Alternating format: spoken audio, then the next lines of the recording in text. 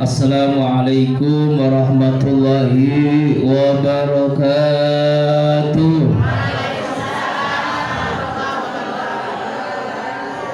Amin ya Allah ya mujibas saidin. Subhanallah wa bihamdihi subhanallahil azim. Adada khalqihi wa ridha nafsihi wa zinata arsihi wa midada kalimatihi.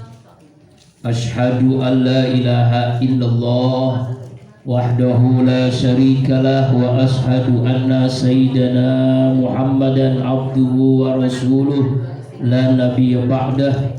Allahumma salli ala sayyidina wa maulana Muhammadin sallallahu alaihi wasallam wa ala alihi wa ashabihi wa man tabi'ahu bi ihsanin ila yaumiddin. Rabbi a'udzu bika min hamazatis syayatin wa a'udzu bika rabbi ay yahdurun. Subhanaka la ilma lana illa ma 'allamtana innaka antal alimul hakim. La haula wa la quwwata illa billahil aliyyil azim. Qala Allah ta'ala fil Qur'anil Karim wa huwa asdaqul qailin. A'udzu billahi minasyaitonir rajim. Bismillahirrahmanirrahim. Aqimis shalah innas salata tanha 'anil fahsya'i wal munkar. Wa qala Rasulullah sallallahu alaihi wa alihi wasallam subhatad duha samanya raka'atin yusallimu min kulli rak'ataini. Sadaqallahul azim wa sadaqan nabiyil karim wa nahnu ala dhalika minasy syahidin wasyakirin walhamdulillahi rabbil alamin. Alhamdulillah, segala puji bagi Allah atas nikmat-nikmatnya yang Allah karuniakan kepada kita. Nikmat iman, amin. Nikmat Islam, nikmat sehat al-afiat, nikmat panjang umur, nikmat kita bisa kembali hadir di majlis ta'lim al-Qahar ini. Kita tolabul ilmi, kita bersilaturahim. Semoga langkah kaki kita dari rumah ke tempat ini senantiasa Allah berikan pahala yang berlipat ganda, amin. Senantiasa Allah memberkahi hidup kita, membahagiakan kita dunia akhirat. Segala hajat kita dikabulkan, segala cita-cita kita dimudahkan, segala masalah diberikan jalan keluar. Yang punya hutang dibayar, maksudnya supaya bisa lunas, amin. Yang anak-anaknya yang sekolah, yang pesantren perguruan tinggi, semoga menjadi anak yang saleh salehah, amin. Dan semua kita sehat walafiat, amin. Ya Allah ya Rabbal. Minum dulu ya. Alhamdulillah. Salawat dan salam selalu tercurahkan kepada junjungan alam baginda kita Rasulullah Muhammad sallallahu alaihi wa alihi wasallam, keluarga, sahabat, dan insya Allah kita yang selalu berusaha menghidupkan sunnahnya dan berharap mendapatkan syafaatnya di yaumil qiyamah, amin. Sama-sama kita hormati, kita muliakan para pimpinan majelis ta'lim dari berbagai tempat, wabil khusus majelis ta'lim al-Qahar dan semua pengurusnya rahimakumullah. Ya, ibu-ibu semua pengurus majelis ta'lim, ibu-ibu hajjah, ibu-ibu ustazah yang salihah ahlul jannah, amin. Yang semuanya dalam berkah, amin. Ya dunia akhirat, amin. Ibu-ibu rahimakumullah, kita lanjutkan kajian fikih sholat. Yang bulan lalu kita bahas sholat-sholat sunnah, yang tahajud, sholat duha ya.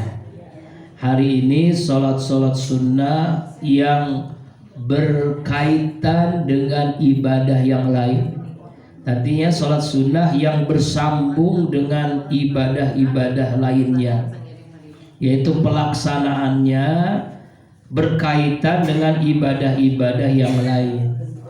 Yang pertama namanya sholat intizor. Sholat intizor ini biasanya dilakukan oleh bapak-bapak dalam sholat Jumat, yaitu sholat menanti datangnya khotib sholat Jumat. Nah, ini bagi bapak-bapak ya. Tapi paling tidak kita tahu ilmunya dulu lah ya Pak ya. Ibu ya. Sebagaimana hadis Rasulullah sallallahu alaihi wasallam dari an Abu Hurairah radhiyallahu anhu Nabi sallallahu alaihi wasallam qala man iktasala yaumul jum'ah summa atal jum'ah fa shallama qutira lahu summa ansata hatta yafrugal imam min khutbatihi summa yusallimahu ghufir lahu ma bainahu wa bainal jum'ah al-ukhra wa fadl salasati ayyam. Dari Abu Hurairah radhiyallahu anhu Rasulullah bersabda, siapa orang yang mandi untuk melaksanakan sholat Jumat, kemudian ia pergi ke masjid sholat Jumat, lalu dia melakukan sholat intizor, sholat menunggu datangnya khotib Jumat sampai sesuai kemampuannya. Kemudian setelah azan khotib membaca khutbah sampai imam selesai khutbah, selesai sholat, lalu apa yang Allah berikan? Maka Allah akan memberikan ampunan dosa kepadanya Jumat yang lalu dan Jumat yang akan datang sampai ditambah 3 hari. Jadi berarti Allah ampuni dosa selama 10 hari lamanya. Amin. Gitu. Makanya ingetin untuk ibu-ibu yang masih ada suaminya atau anak-anak lakinya, supaya sholat Jumatnya itu cepat ke masjid, jangan menunggu azan. Sesuai pahala itu tergantung siapa yang duluan ke masjid. Jadi dalam hadis lain dijelasin pahala itu tergantung seorang yang duluan. Semakin dia dulu menunggu waktu sholat, maka semakin besar pahalanya. Urutannya Bu, kalau pengen tahu ada namanya pahala kurban onta. Yang kedua pahala berkurban sapi. Yang ketiga pahala berkurban kambing. Yang keempat pahala berkurban ayam. Yang kelima pahala telurnya ayam. Berapa jam berapa itu sesuai dengan duluan dia menuju ke masjid. Semakin pagi dia menuju ke masjid, semakin besar pahala yang Allah berikan. Nah, kalau pahala kurban onta mungkin sekitar harga onta 50 jutaan lah ya. Itu sekitar jam 9 sudah ada di masjid. Ada nggak? Boro-boro. Ya, itu merebut masjid. Yang bersihin masjid ya Bu, ya Allah. Allahu Akbar. Nah, bahkan saya pernah mengalami Bu, bukan hanya jam 9, setelah subuh jam 6 saya sudah di masjid. Kenapa? Karena paginya zikir setengah 8, lalu khutbah Jumat di masjid yang sama kan dari subuh tuh. Allah Akbar. Subuh sudah berangkat dari rumah karena acara setengah 8 di Tamrin. Waktu itu masih Bank Syariah Mandiri Pusat. Nah itu zikir akbar setengah 8 sampai jam 8, kita nunggu sampai sholat Jumat. Masya Allah. Itu pahalanya onta jam 9. Pahala yang kedua sekitar jam 10, pahala sapi. Sapi kalau kurban harganya berapa? 20 jutaan lah ya. Tuh, 20 jutaan. Itu kecil 20, 25 ada. 30 lah. Yang standar bagus 30 juta. Jadi kalau ibu pengen dapat duit dari suami 30 juta, jam 10 disuruh ke masjid. Nah ya, ini seandainya gitu Allah berikannya bentuknya uang, Wow, jangankan jam 10, sehari sebelumnya bahkan 30 juta. Di jam 10 udah dapat pahala tuh, ya Allah. Amin. Pahala urutan ketiga pahala kambing. Nah, menurun nih jam 11. Nah, kalau jam 11 kira-kira kambing nih, harga kambing 3 jutaan. Nah, 5 juta paling bagus ya. 3 juta udah lumayan. Dapat duit 3 juta jam 11. Seandainya tahu orang berlomba-lomba ke masjid tuh jam 11. Semua pekerjaan dunia dia tinggalkan. Cangkulnya, motornya, ngojeknya dia tinggalin. Kenapa? Karena ingin dapat duit 3 juta di masjid. Maksud di akhirat tuh pahala kambing. Kemudian urutan berikutnya pahala ayam setengah 12.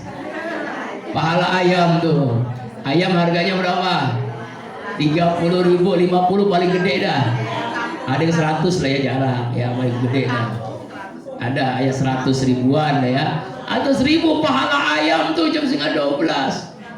Nah, kalau khotib sudah datang pahala telur. Sudah berdiri khutbah, tutup tuh pahala tuh, hanya sekedar gugur kewajiban.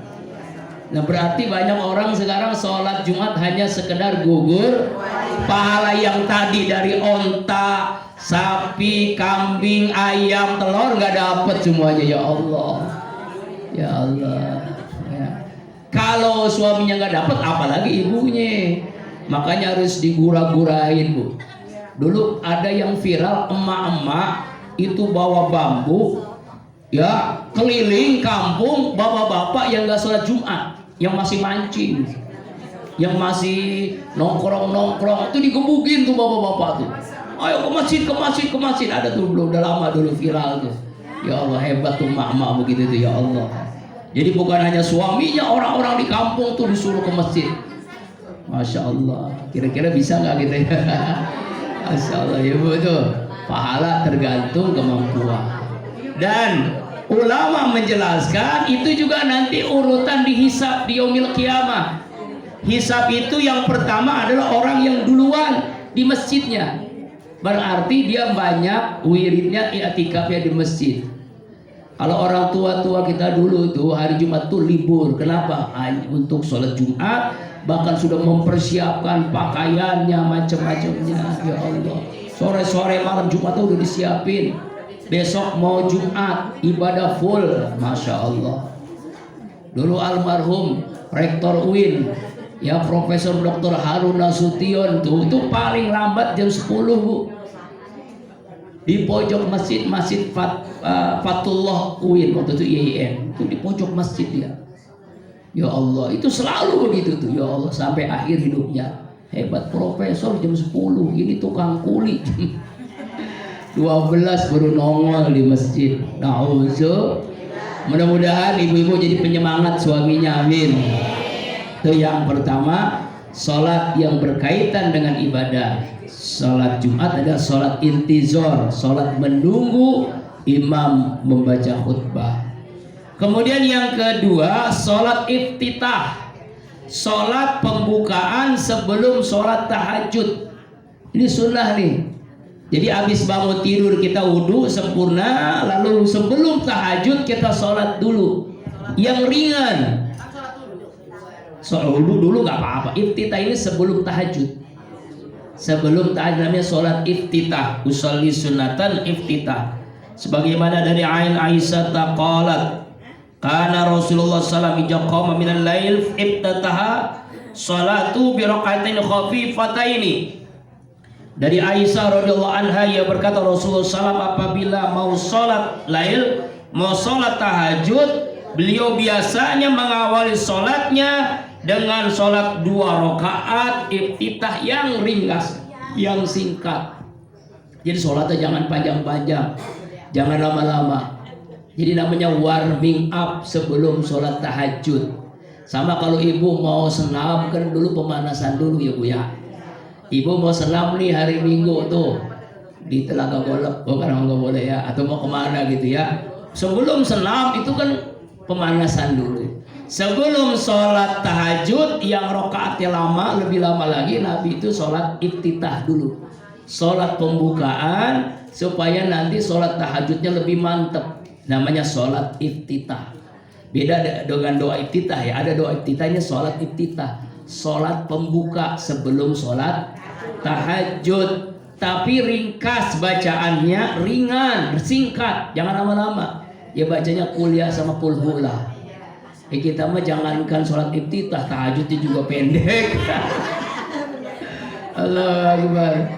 Tapi wajah-wajah ibu-ibu di Majelis Al-Quran ini memang rajin bangun malam ya. Amin. Nggak tahu selesai bangun malam yang ngapain. Habis kencing apa bu? Jorok, cebok dulu. Ebok, wudhu, sholat gitu ya bu. Insya Allah. Sholat iftitah. Yang ketiga namanya sholat bainal azan wal iqamah. Sholat antara azan dan iqamah. Jadi ini beda dengan qobdiyah ya. Ada sholat qobdiyah, ada sholat antara azan dan qomat. Misalnya, kalau antara azan dan qomat itu lama, kita udah sholat qobdiyah kok belum qomat-qomat juga. Daripada kita bengong, ngelamun, sholat bainal azan wal iqamah. Sholat di antara azan dan iqamah. Sebagaimana hadis dari Abdullah bin Mughaffal. Qala Rasulullah SAW bersabda, baina qul azaini salatun liman syaa. Antara azan dan iqamah ada salat. Siapa yang mau, artinya memang silakan yang mau. Kalau nggak mau juga nggak apa-apa. Ya ini kalau misalnya masjidnya itu ada waktu tuh, biasanya kan ada antar jamaah ada waktunya kan. Misalnya 10 menit. Kita udah sholat qobdiyah nih, masih 5 menit lagi. Daripada bengong, kita sholat bainal azan wal iqamah. Niatnya apa? Boleh niat usolli sunnatan mutlak, boleh. Saya niat sholat mutlak 2 rakaat sunnah karena Allah. Kenapa? Karena yang tadi qobdiyahnya udah.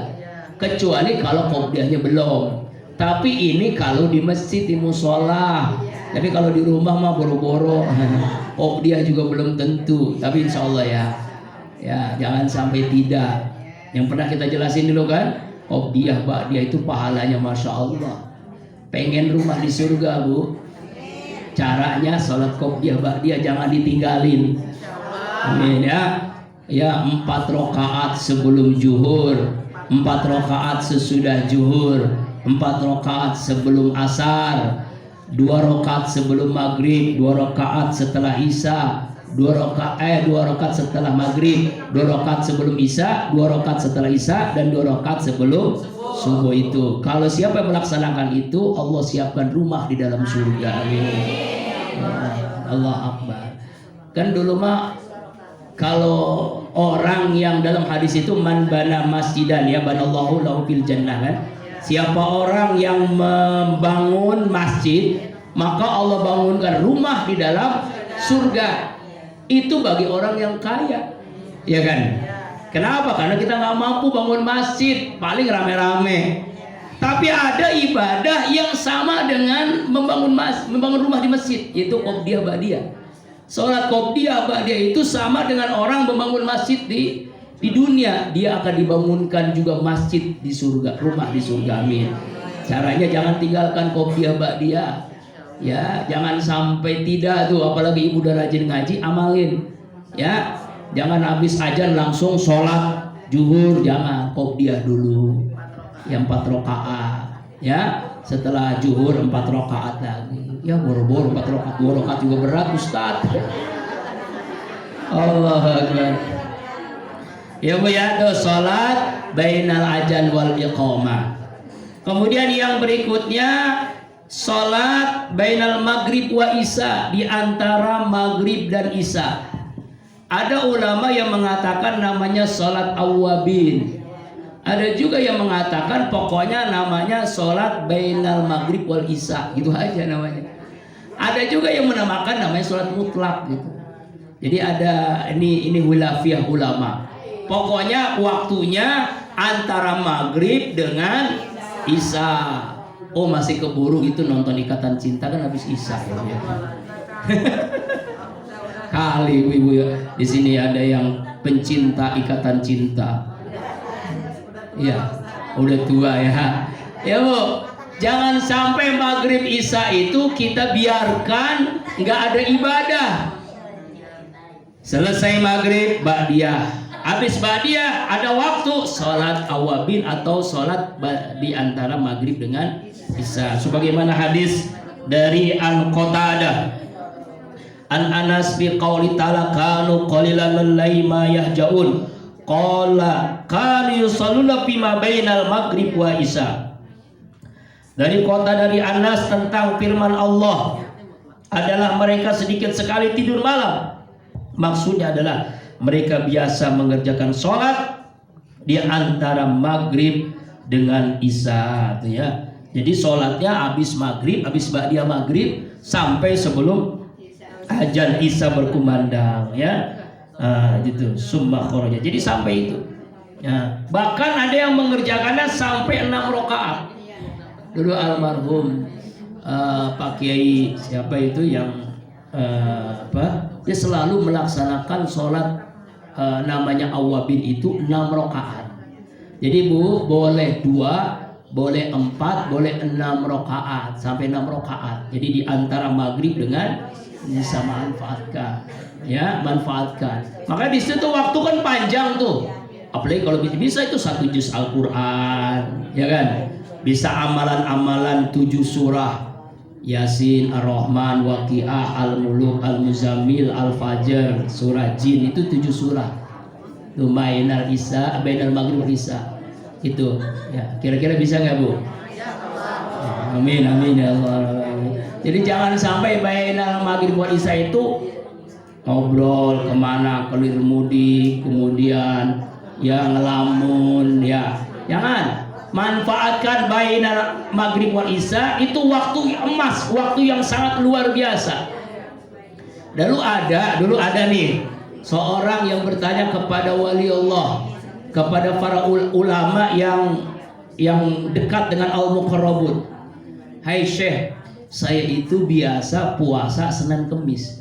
Tapi kalau saya puasa Senin Kemis, saya sulit sekali melaksanakan ibadah maksimal antara maghrib dengan isya. Bolehkah saya tetap sholat mempertahankan puasa Senin Kemis, meninggalkan waktu maghrib dengan isya? Apa kata Syekh tadi? Lebih baik kamu lakukan ibadah maksimal antara maghrib dengan isya dibandingkan kamu sibuk dengan buka puasa, ayo lupa ibadah antara maghrib dengan isya. Sampai penting-pentingnya waktu emas, waktu yang luar biasa, karena malaikat kumpul di waktu itu bainal maghrib wal isya, ya. Manfaatkan ya Bu, ya.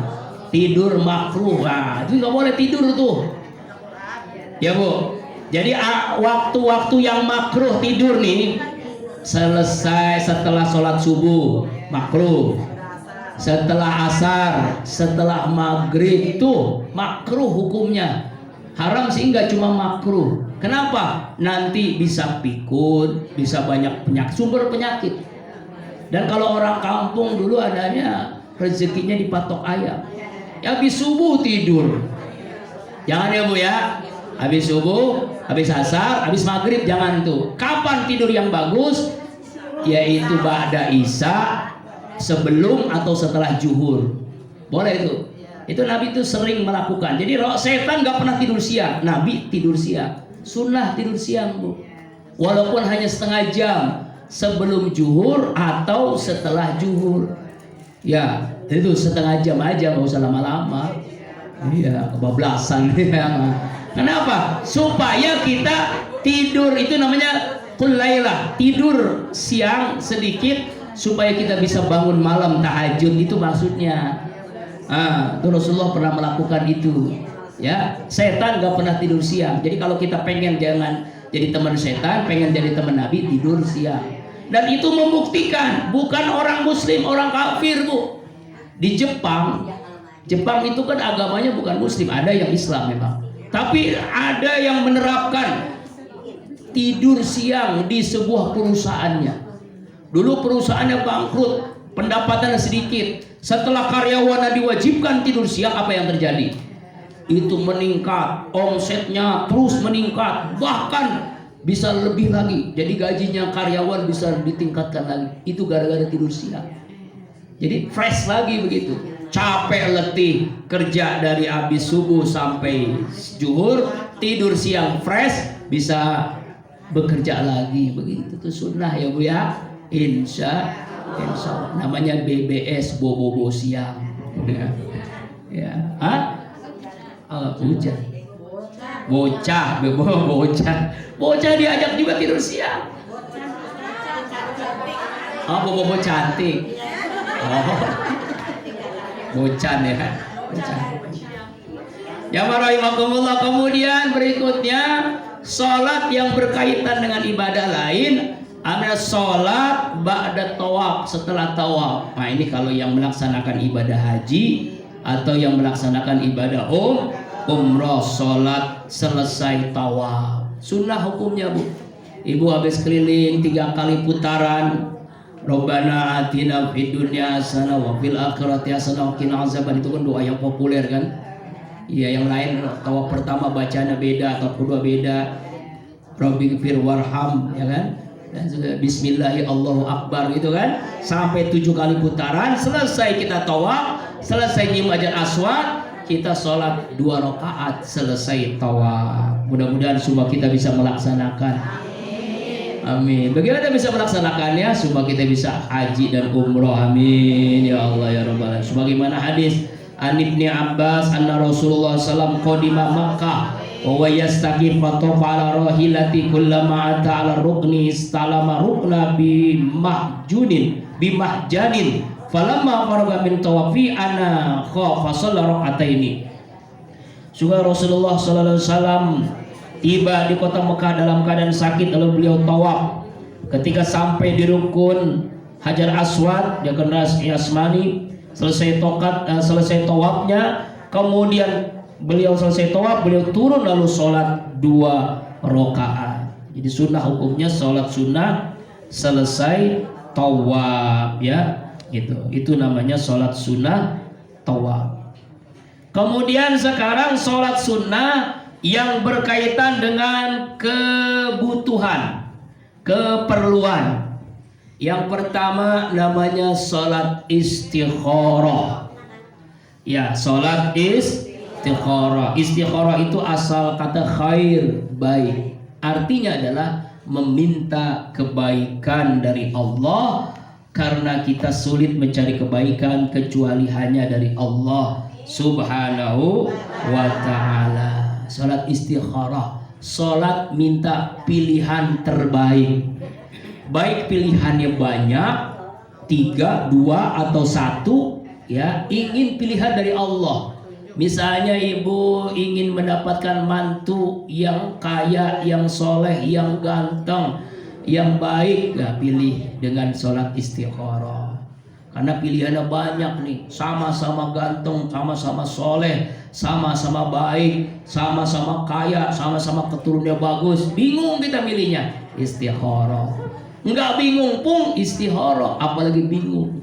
Ya, anak kita mau sekolah di mana, mau pesantren di mana, mau kuliah di mana, sholat istikharah supaya pilihan yang terbaik. Ya, itu namanya sholat istikharah, sholat minta pilihan yang terbaik. Sebagaimana hadis dari Rasulullah an Jabir ibnu Abdillah qala Rasulullah sallam yu'allimuna istikharah fil umri kulli kama yu'allimuna surah minal Qur'an yaqulu ija hamadukum bil amri falyarqa rak'ataini min ghairi fariidhah summa yaqulu Allahumma inni astakhiruka bi ilmika wa astaqdiruka bi qudratika wa as'aluka min fadlikal azim innaka la taqdiru wala aqdiru wa ta'lamu wala a'lam wa anta 'allamul ghuyub. Allahumma in kunta ta'lamu anna hadzal amru khairul li fi dini wa ma'asi wa aqibati amri fi ajli wa amri wa ajlihi wa qturli yasirli summa barik li fihi, dan seterusnya. Dari Jabir bin Abdullah, Rasulullah SAW bersabda, Rasulullah mengajari kami melakukan sholat istikharah dalam setiap urusan, dalam setiap masalah, sebagaimana Rasul mengajarkan surah dari Al-Quran. Apa kata Nabi? Jika seorang bertekad untuk melakukan sesuatu perbuatan, maka sholatlah 2 rakaat Yang bukan wajib lalu berdoalah kepada Allah. Allahumma inni astaghfiruka biilmika dan seterusnya itu. Ya Allah, berikan kami pilihan yang terbaik dengan ilmu-Mu ya Allah. Kalau kapan waktunya? Waktunya boleh siang, boleh malam. 2 rakaat dengan niat usalli sunnatan istikharah rakataini mustaqbilal kiblati sunnatan lillahi ta'ala.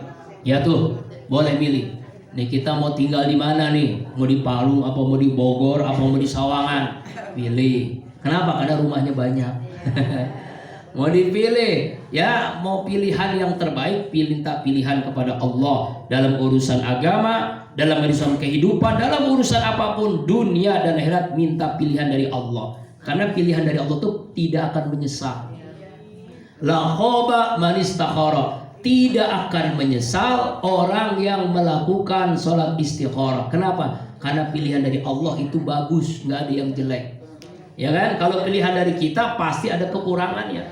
Iya, ya. Bagaimana mendapatkan pilihan itu? Bisa lewat isyarat batin, bisa nanti Allah berikan lewat mimpi, bisa kita minta petunjuk kepada ulama, kepada kiai yang dekat kepada Allah. Misalnya Buya Mufasir gitu kan, Pak Kiai, Pak Buya, saya udah sholat istikharah tapi kok rasa-rasanya saya belum dapat pilihan dari Allah. Nanti melalui beliau misalnya, karena ulama yang dekat dengan Allah, ya nanti beliau akan memberikan petunjuk. Nah gitu, bisa boleh. Jadi boleh lewat isyarat batin, oh ini nih yang bagus nih buat mantu nih gitu, bisa. Bisa lewat mimpi, dimimpikan oleh Allah. Mimpinya bisa lewat anak ibu atau lewat ibu sendiri, atau tadi dari ulama. Ya Bu ya, paham Bu? Nah sudah dapat, baru itu istikharah itu yang terbaik dari Allah. Udah istikharah 3 hari nggak dapat, datang ke ulama aja ya. Nah, nanti pilihannya pasti ada pilihan dari Allah Subhanahu wa Ta'ala. Salat yang berkaitan dengan kebutuhan. Yang pertama salat istikharah. Yang kedua namanya salat hajat. Kalau istikharah pilihan, kalau hajat kebutuhan, keinginan, cita-cita. Misalnya ibu punya hajat, ingin menunaikan ibadah haji, ingin supaya anak lulus jadi sarjana, ya, ingin supaya anak hafal Quran 30 juz, ingin supaya suami gak kawin lagi. Misalnya punya hajat, sholat hajat. Usolli sunatan hajat rokataini mustaqbilal kiblati sunnatan lillahi ta'ala. Saya niat sholat hajat 2 rakaat. Boleh dilaksanakan di malam hari, boleh di siang hari. Lebih bagus di malam. Ya, hajat, cita-cita. Sebagaimana hadis Rasulullah Sallallahu Alaihi Wasallam bersabda, An Abdillah bin Abi Awfa radhiyallahu anhu qala Rasulullah sallallahu man kanat lahu ilallah hajat aw ila hadin min bani adam falyatawadda wal yuhsin wudu'a wal yusir rakataini. Ya, summal yusni 'ala Allah falyusalli 'ala Nabi sallallahu alaihi wasallam summal yaqul la ilaha illallah halimul karim subhanallahi rabbil arsyil azim alhamdulillahi rabbil alamin Allahumma as'aluka mujibati rahmatik wa azaima maghfiratik wal ghanimata min kulli birrin wassalamata min kulli ismin la tada'li dhanban illa ghafarta wal hamman illa farasta wala hazatan illa qariban illa qadaita ya arhamar. Ini doanya salat hajat. Dari Abdullah bin Awfa Rasulullah bersabda, siapa orang yang punya hajat, punya cita-cita kepada Allah, hendaklah dia berwudu, sempurnakan wudu, lalu sholat 2 rakaat, lalu muji Allah, lalu selawat kepada Rasulullah, lalu baca doa ini, la ilaha illallah halimul harim dan seterusnya. Tuh ya. Jadi boleh di pagi, boleh di siang, boleh di malam. Yang penting jangan di waktu yang dilarang. Kapan waktu yang dilarang? Habis subuh, habis asar, atau di waktu pas matahari kita injek. Nah itu nggak boleh tuh. Di waktu yang diharamkan. Selain itu boleh. Habis duha boleh. Habis zuhur boleh. Habis maghrib boleh. Habis isya boleh. Mau tidur boleh. Habis tahajud bagus. Yang penting kita lakukan minimal 2 rakaat. Hajat yang tertentu kita minta apa? Sholat hajat. Ya Bu ya, insya itulah. Jadi hebat banget Islam ini agama yang memudahkan segala urusan. Pilihan istikharah, hajat, sholat hajat. Nah, kemudian sholat yang berkaitan dengan pilihan, dengan keperluan kita manusia, yaitu kalau kita banyak dosa namanya sholat taubah. Kan kita butuh ampunan Allah, lakukan sholat taubah. Sholat yang berfungsi agar kita diampuni oleh Allah terhadap dosa-dosa kita. Sebanyak apapun dosa kita yang kita lakukan, sebanyak buih di lautan, pasti Allah ampuni. Ya, sholat 2 rakaat, usolli sunnatan taubat rakataini mustaqbilal kiblati sunnatan lillahi ta'ala. Sholat taubat iringi dengan istighfar selesai sholat taubat, ya Bu ya. Kemudian sholat kita minta hujan, istisqa, sholat minta hujan. Tapi kalau istisqa itu beda, dia disunahkan berjamaah, sama dengan sholat gerhana, sama dengan sholat Idul Fitri, Idul Adha, disunahkan berjamaah minta hujan, istisqa. Ya, lama kemarau panjang nggak hujan-hujan, sholat istisqa. Ya, ada khutbahnya Bu. Ya, ada khutbahnya kayak Idul Fitri, Idul Adha. Ya, sama juga gerhana. Nanti sebentar lagi ada gerhana ya. Gerhana bulan, gerhana matahari, khusuf dan kusuf. Sama juga tuh. Cuma nanti beda di tata caranya, yaitu rukunya 2 kali. Ya Bu ya. Rukunya 2 kali. Saya baru berapa kali lakukan sholat duha. Kadang-kadang ribet juga kalau nggak diajarin ya. Sholat istisqa dan sholat gerhana. Namanya gerhana itu kusuf dan khusuf. Pakai kaf, khusuf dan pakai kusuf. Itu khusus ya, nanti kita bahas ya. Kalau pas gerhana aja, karena susah. Kemudian yang berikutnya, sholat sesudah bepergian. Mau berangkat namanya sholat safar, sampai di rumah pun sunnah sholat juga. Ya, jadi berangkat pulang sholat. Ya, berangkat pulang dari pasar Parung sholat. Itu hebat banget. Itu mah hebat. Misalnya ibu berangkat umroh, mau berangkat ke luar negeri, ya kan? Pas berangkat ke TikTok ya, ke Ramayana sholat, bagus banget sih, bagus. Tapi mah belajarnya cuma sayur asem doang. Sama ikan asin, sholat dulu, pulangnya sholat lagi. Hebat amat ibu ini. Dia soleha banget ibu ini ya. Boleh ya Bu ya. Namanya kalau berangkat sholat safar, pulangnya juga sholat safar. Namanya sholat 2 rakaat. Ya. Ya. An Abi Salbah kana Nabi sallallahu alaihi wasallam idza qadima min safain bada bil masjid fasalla fihi summa sana bi fatihati summa ya'ti azwaja. Rasulullah bila datang bepergian jauh biasanya masuk masjid dulu, kemudian sholat, lalu beliau pulang ke rumah, begitu. Jadi sholat dulu baru pulang ke rumah Nabi. Kemudian yang berikutnya, sholat yang sesuai dengan kebutuhan. Ini kita selesaikan Bu ya, nanti pertanyaan ya. Nah, kita selesaikan sholat sunnah ya. Jadi minggu depan beda tema lagi ya, yaitu sholat sesudah akad nikah. Nah itu mau boro-boro ya. Nah, bukan buat kita ya, buat anak kita, buat cucu kita. Abis nikah sholat, abis akad nikah sholat gitu. Bahkan sebelum bercampur pun, belum berjima pun disunahkan sholat begitu. Boro-boro. Mudah-mudahan katanya. Allahu akbar walillahil hamd. Ya, dalam hadis Rasulullah sallallahu ya, ijadu alaika ahluk fasholli rakaatain. Apabila engkau mau masuk, artinya mau ketemu istrimu, maka sholatlah 2 rakaat. Selesai akad nikah, sholat 2 rakaat, baru bisa berkumpul dengan istri, bersama suami. Sholat dulu 2 rakaat. Rakaat pertama Al-Baqarah, rakaat yang kedua Insya Allah suaminya bengong, ngapain ini ketemu apa? Allah, enggak ya Bu ya. Kemudian yang berikutnya salat sesudah wudhu. Habis wudhu salat sunnah. Kita kan pengen habis batal wudhu, habis wudhu salat sunnah. Sebagaimana ada Rasulullah SAW, ma min ahadin yatawadda yusni wudhu wa salaqataini yuqbalu biqal wajhi wa lima illa wajabat lahul jannah. Siapa orang yang berwudu, lalu dia berwudu dengan sempurna, lalu dia sholat 2 rakaat karena Allah, maka ia wajib masuk surga. Tuh kata Nabi, Masya Allah. Hadis riwayat Imam Muslim, Abu Dawud, Ibnu Majah, Ibnu Huzaimah. Hebat banget tuh, Masya Allah tuh. Wudu sempurna wudunya, sholat 2 rakaat, wajib orang itu masuk surga. Masya Allah ya Bu ya. Habis wudu sholat. Misalnya ibu mau kondangan, wudu dulu, sholat dulu baru berangkat.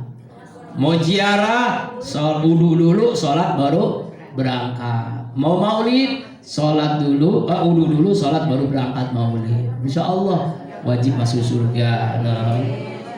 Kemudian mau masuk masjid, namanya sholat tahiyatul masjid. Sholat tahiyatul masjid, ini sholat sunnah nih. Jadi jangan sampai kita masuk masjid langsung duduk, jangan. Kecuali memang sudah qomat, itu beda ya. Kalau udah qomat ya enggak. Kita kan sudah panggilan sholat berjamaah. Sebagaimana hadis dari Qatadah, kalau Rasulullah SAW, idza dakhala ahadukum al masjid fala yajlis hatta yusalli rakataini. Apabila salah seorang di antara kamu masuk masjid, jangan duduk dulu sebelum sholat 2 rakaat. Usalli sunatan tahiyatul masjid rakataini mustaqbilal kiblati sunnatan lillahi ta'ala. Yang terakhir, sholat sunnah tasbih. Sholat sunnah tasbih ini sholat sunnah yang tasbihnya sampai 360 kali ya. Nah, banyak banget tasbihnya ya. Nah, gimana caranya? Nih kita panjang ini, hadisnya panjang sekali memang dia. Saya bacakan ini secara ringkas ya. An Abi Ibnu Abbas, anna Rasulullah sallallahu. Ya Abbas, ya amma Rasulullah sallallahu. Ala udikalaka, ala an amnahuk, ala uzawwiduk, ala ahabbulak, ala u'tika, ala ahbuka, salli 4 rakaatin min lailin si'ta aw naharin. Fa idza kabbarta faqra ma syi'ta wa idza faragta min qira'atik faqul 15 marratan alhamdulillah wa subhanallah la ilaha illallah akbar. Sumarka fa idza raqata qulta wa anta raqin 10 marratan alhamdulillah wa subhanallah wa la ilaha illallah wallahu akbar. Surba ra'sak faqul 10 marratan qabla an tahira sajidan sumajud faqul ha asra wa anta sajidun sumar fa ra'sak faqul ta asran sumajud saniyah faqul ta asran wa anta sajidun sumar fa ra'saka faqul ta asran qabla an taquma. Ya, Rasulullah bersabda, wahai Abbas, wahai paman Rasulullah, maukah kau saya beri hadiah, saya beri sesuatu, saya kasihkan bekal, saya kasih hibah? Mau ya Rasulullah, kenang-kenangan. Apa itu? Sholatlah 4 rakaat, boleh malam, boleh siang. Jika engkau takbir dan membaca ayat, lalu baca 15 kali subhanallah alhamdulillah wa la ilaha illallah akbar. Kemudian ruku baca kali 10 kali subhanallah alhamdulillah wa la ilaha illallah akbar. Kalau di sini hadisnya alhamdulillah dulu.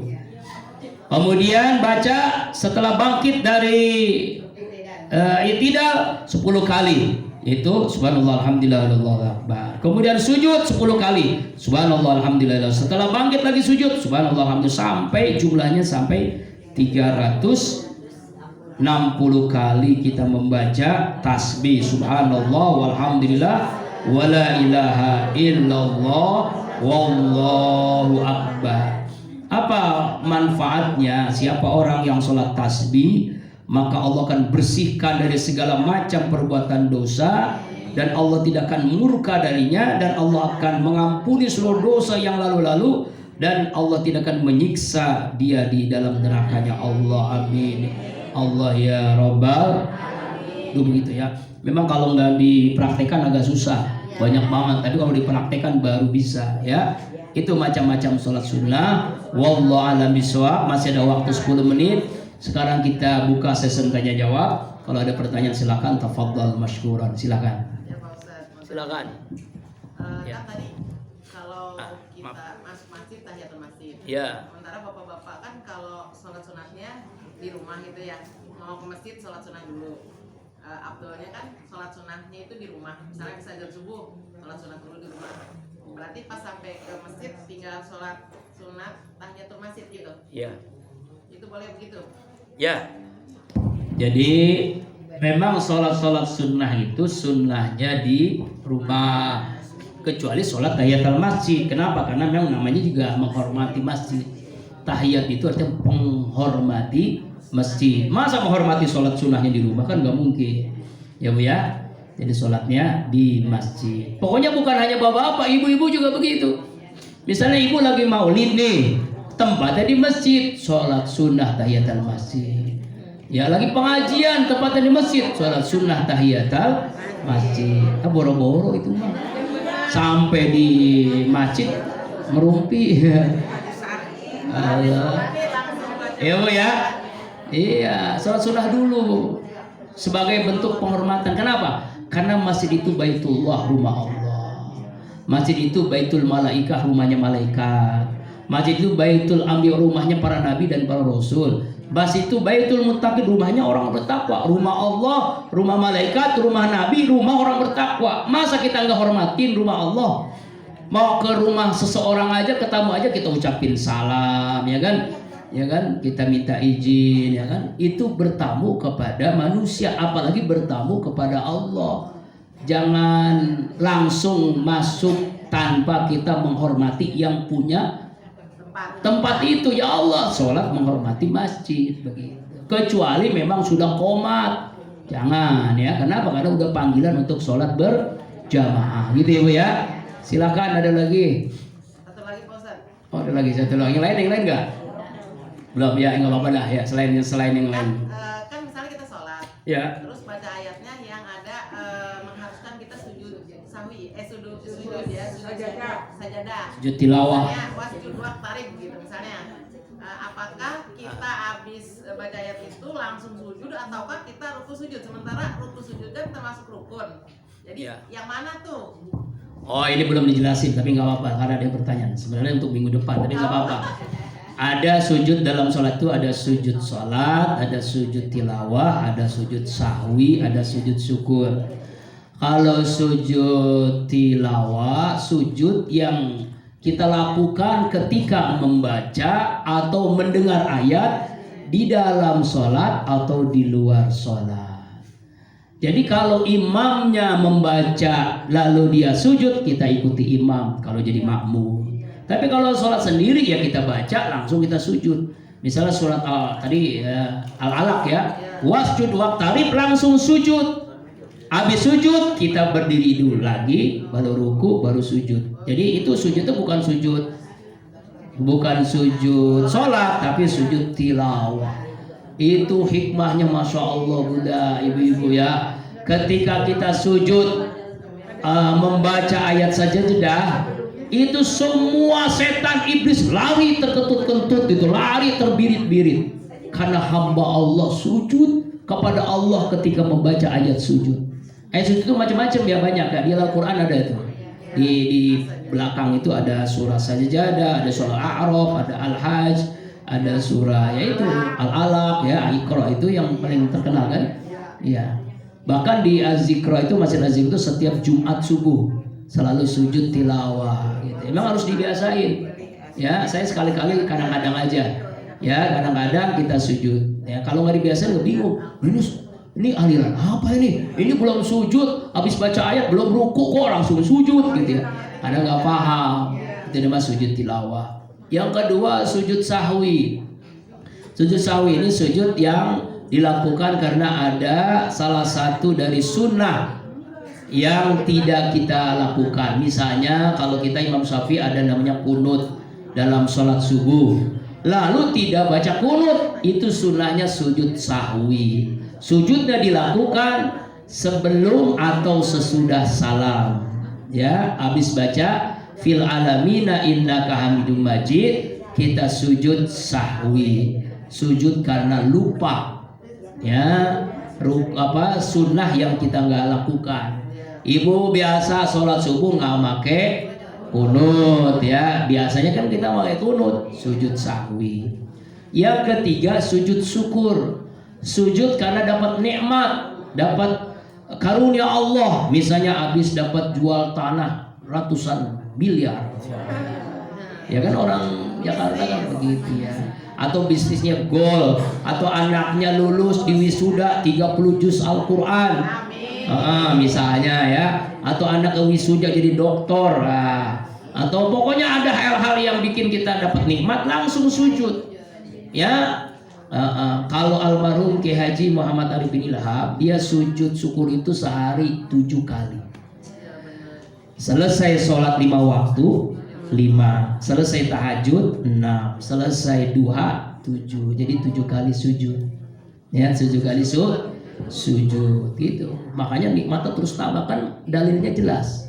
La in syakartum la azidannakum wa la in kafartum jika kalian bersyukur aku tambah. Jadi kalau kita bersyukur dengan bukti syukur di antaranya sujud syukur. Saya syukur Ibu ya. Habis sholat sujud syukur. Ya, jadi jangan nunggu nikmat dulu. Itu nikmat yang paling nikmat adalah sholat. Kan sholat nikmat. Sujud minimal 7 kali beliau sujud. Ya, insya. Ya, jadi sujud tilawah, sujud sahwi, sujud syukur. Udah dijelasin, minggu depan beda nanti berarti temanya. Silakan, ada lagi pertanyaan sebelum doa? Oh ya, 5 menit lagi ya. Ya.